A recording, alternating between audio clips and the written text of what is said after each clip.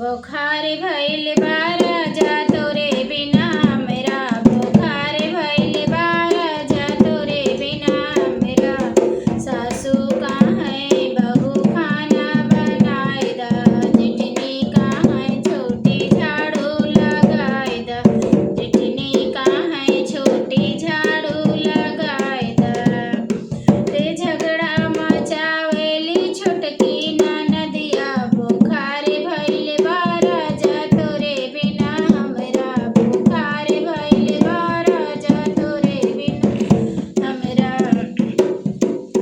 घर घर के लालच बाटे तोरी रुपैया घर भर के लालच बाटे तोरी रुपैया जितना तू दिला राजा रोजे होला मचे मचे जितना तू दिला राजा रोजे होला मचे मचे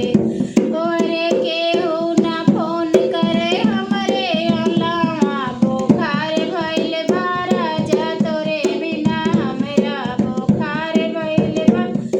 राजा तोरे बिना हमरा बहुते कमाया राजा जाके विदेशवा बहुते कमाया राजा जाके विदेशवा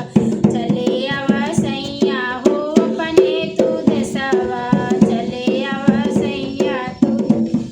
अपने हो देशवा